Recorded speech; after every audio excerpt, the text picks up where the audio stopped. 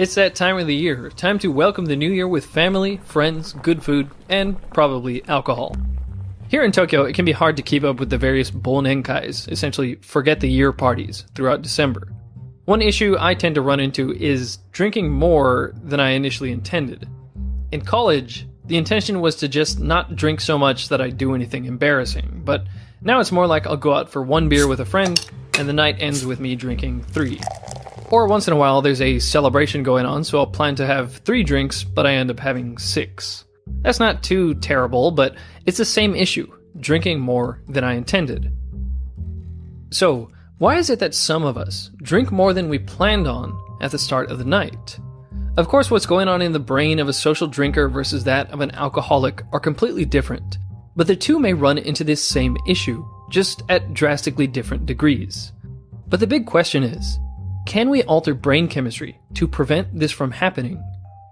Even if you're totally comfortable with your alcohol consumption, finding the answer to this question can teach us some very interesting lessons about how the brain works.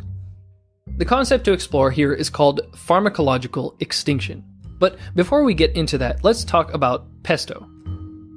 When I was a kid, every time my dad would go to Central Texas for work, he'd come back with some fun foods from a specialty supermarket up there. He got a couple different things, but I specifically remember orangina, which I really liked, and basil pesto, which I was sure that I did not like. Everyone else seemed to enjoy the stuff, but to me it looked suspiciously like mashed up, oily spinach. So after having skipped out entirely on the pesto every time my dad brought it home, he finally convinced me to try the very last bite of a new batch of pesto. Based on work from people like Kent Berridge and Robert Sapolsky, I'm pretty sure this is what was going on in my head. I ended up eating the pesto, which was an unexpectedly rewarding experience. The flavor of the pesto and the bread combination released some endogenous opioids, telling me that this stuff is really delicious, that I like it.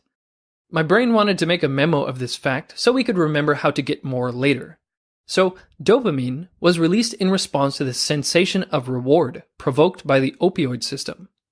It is often mistakenly thought that dopamine is the neurotransmitter for liking.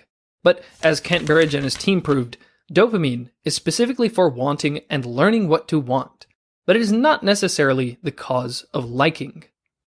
This 1993 experiment from Switzerland showed that when monkeys pressed a lever that rewarded them with apple juice, dopamine levels shot up. However, once they got the hang of the task, dopamine levels rose when the light came on.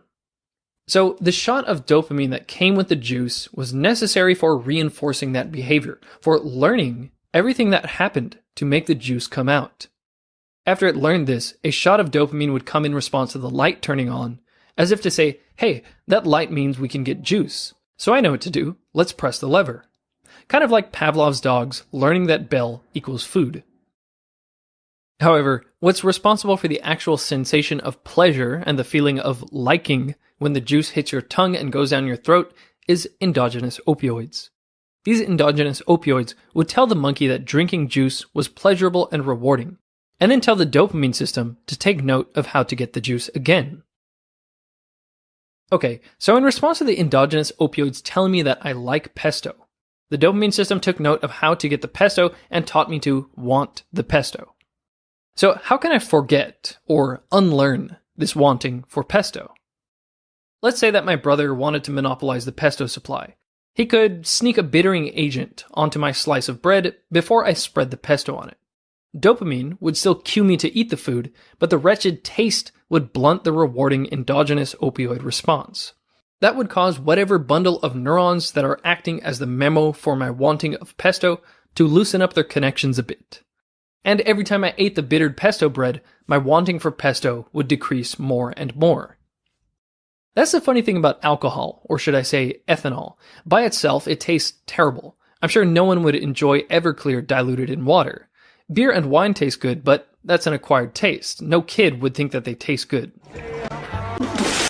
Oh, it's terrible! Nobody drink the beer! The beer has gone bad! Alcohol is very complex and acts on all kinds of receptors, having different effects, but one source of the rewarding feeling of it is its effects on the opioid receptors in your brain. One in particular is the mu opioid receptor. Some research shows that the mu opioid receptor in specific is responsible for the positive reinforcement that gets people to want and crave drugs or alcohol. So what if you could block those opioid receptors from being activated? Your brain would never get that reward signal, and your brain would unlearn to want alcohol. You could go to the bar, sit down, smell the cigarette smoke, order a beer, taste it, and you'd even get some of the effects of alcohol like worsening motor coordination and slurred speech. But the reward signal that your brain is expecting would never come. Long story short, you can block opioid receptor activation with something called an opioid antagonist. On the TV show The Doctors, they had a segment about an alcoholic person who drank a bottle of rum a day. He received an implant of the opioid antagonist naltrexone, which slowly releases a low dose of the medication over a period of a few months.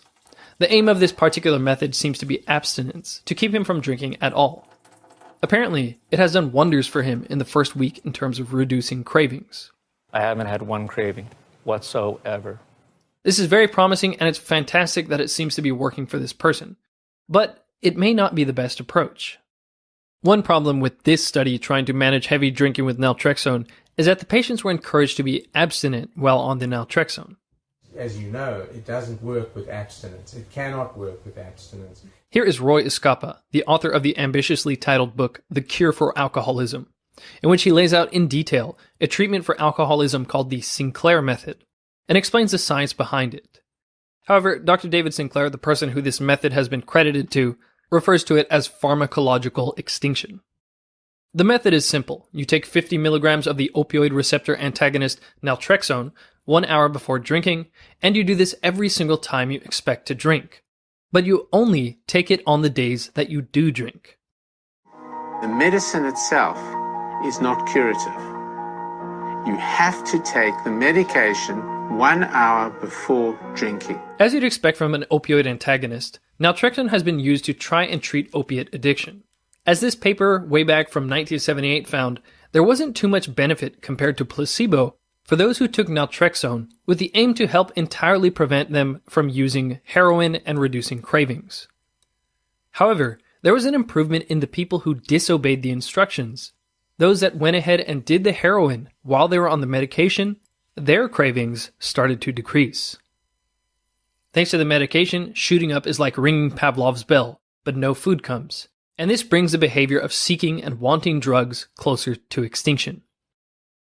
Amazingly, this pharmacological extinction method has been shown to be very effective with alcohol.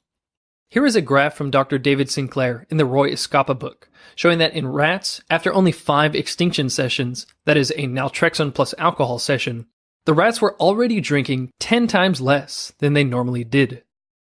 The first double-blind placebo-controlled clinical trial on naltrexone and alcohol from 1992 found that naltrexone was safe and effective, with the primary benefits being seen in patients who drank alcohol while on the medication.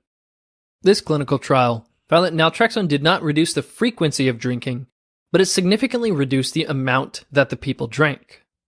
According to the earlier mentioned book, 90 out of 91 clinical trials found that opioid antagonists like naltrexone are effective if extinction is possible. That is, if a substance-addicted person can use the opioid antagonist medication and use the substance. When extinction was not possible, as in the patients had to be abstinent from drugs or alcohol while taking the medication, 36 out of 37 trials found no significant benefits from the medication. According to the book, it takes on average 3 to 4 months for an alcoholic or alcohol-dependent person to lose their dependence on alcohol through this pharmacological extinction method. According to David Sinclair, the success rate in his clinics in Finland is about 78%, and clinics in Florida had a success rate of 85%.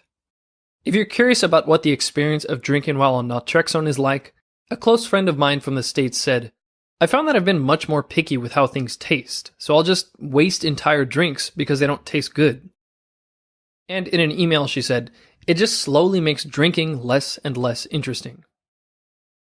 By the way, she's not an alcoholic or alcohol dependent, but sometimes simply drinks more than she intends. So what is it like for an actual alcoholic? I'm waiting. I keep waiting for the feeling, and it's not coming. You get that first drink, that like, oh, that felt good, and then it's like, give me more. But when you don't get it, what is the point? The Sinclair method could be a very promising route for people who are alcohol dependent, considering the alternative is to essentially go cold turkey, detox, and go on to wrestle with their cravings for who knows how long. Considering alcohol use is the 7th leading risk for death and disease globally, I'm hoping this video brings more awareness to the scientifically sound but relatively unknown Sinclair method. Before I close, let me point out that I'm not a doctor and I'm not a pharmacologist. I don't mean to say that social drinkers who have 2 extra glasses of wine at parties should just casually go out and buy this pill. If you're interested in this, make sure and do some more research. You can start by reading Roy Escapa's The Cure for Alcoholism, or watch the documentary produced by Claudia Christian about naltrexone called One Little Pill.